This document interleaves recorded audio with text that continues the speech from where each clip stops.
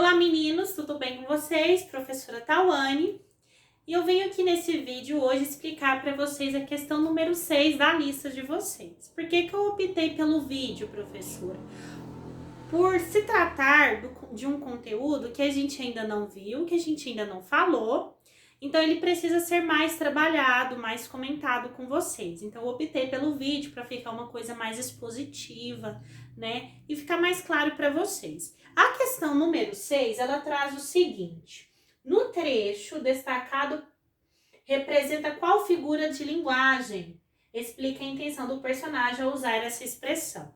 Então nós temos um trecho que faz parte do texto que nós já fizemos leitura, e ele quer que você fale qual que é a figura de linguagem que está presente naquele trecho. Qual que é o trecho? A cor pode não ser das melhores, mas o Senhor fala bem que faz gosto. Então essa é uma expressão que foi retirada do texto, que é uma fala do João Grilo, né? Então se você retornar o texto, você vai identificar. O que a atividade quer? O que o exercício quer? Que você fale qual que é a figura de linguagem que foi usada nessa expressão. Qual que foi a figura de linguagem que o João Grilo usou quando ele falou essa expressão, quando ele pronunciou essa fala, essa frase. E você vai falar por que o João Grilo utilizou essa figura de linguagem. Então a letra A vai trazer eufemismo, B, personificação, C, ironia e letra D, metáfora. E aí nós vamos entender o conceito de cada uma delas. Eufemismo. O que é o eufemismo? O eufemismo é aquela figura de linguagem que eu uso expressões para suavizar a minha fala, certo? Para que eu seja mais educado, certo? Por exemplo, quando eu vou falar, vou comunicar a morte de uma pessoa, é muito feio, é muito grosseiro chegar naquele ente querido e falar, nossa, fulano morreu. É muito melhor eu falar, fulano agora está junto do papai do céu, agora ele mora com os anjos, agora ele foi se encontrar com Deus. Quando eu uso essas expressões, eu suavizo a minha expressão, eu amenizo a dor do outro. Então eu me torno uma pessoa mais educada, né? Trata-se de um assunto delicado, então eu vou suavizar, eu vou amenizar. Então quando eu uso essas expressões para amenizar, para suavizar, eu tenho eufemismo. Quando eu vou falar, por exemplo, que uma pessoa é feia, vocês já ouviram essa expressão? O Rodrigo Faro, quando ele fazia um programa de televisão dele aí, que eu até esqueci o nome, eu não sei se ele ainda faz, ele usava muito aquela expressão assim, desprovida de beleza. O que é uma pessoa desprovida de beleza? É uma pessoa que não é bonita, uma pessoa feia aos olhos dos outros, porque cada um tem o seu conceito de beleza, certo? Então, quando eu não acho uma pessoa bonita, eu falo assim, nossa, aquela pessoa é desprovida de beleza. Às vezes a pessoa que ouviu, ela nem entende, porque ela não sabe o que é desprovida de beleza, então eu fiz o uso o quê? Do eufemismo. Depois nós temos a personificação. A personificação é aquela figura de linguagem que eu vou atribuir características de seres humanos a seres inanimados. Então eu pego uma característica que é natural nossa e dou a ela um ser que não tem vida.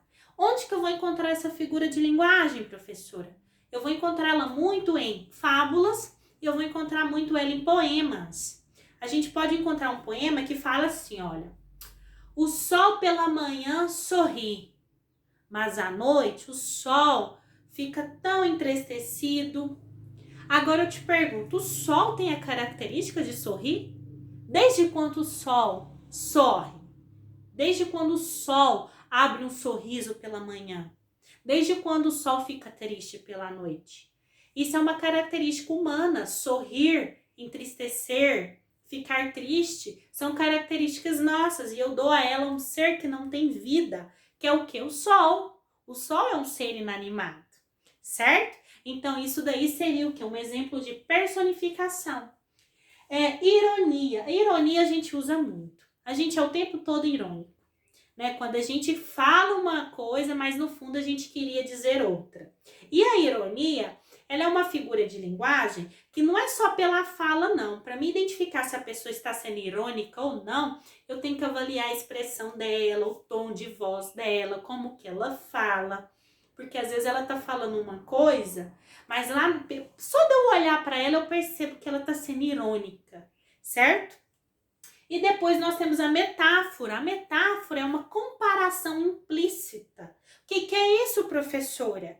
Um exemplo, quando eu chego e falo assim, nossa, você é uma gata. Agora eu vou te perguntar, você é um gato? Você é uma gata?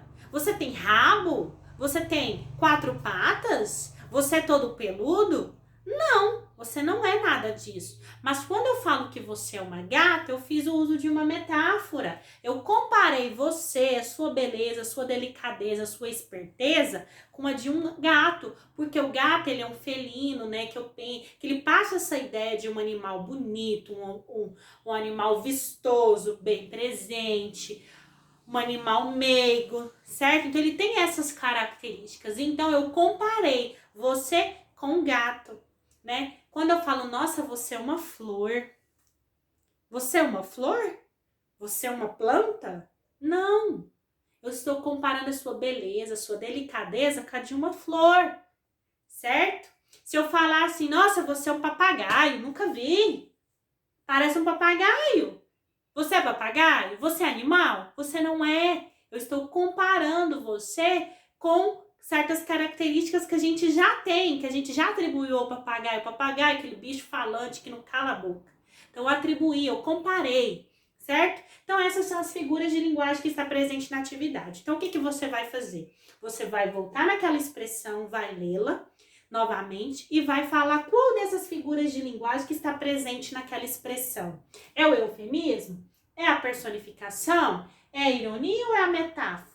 Depois você vai falar por quê. Por que o João Grilo usou eufemismo? Ah, ele usou eufemismo aqui nessa alternativa, nessa expressão, porque ele queria isso, isso e aquilo. Entendeu? E assim vocês vão fazer a atividade, ok?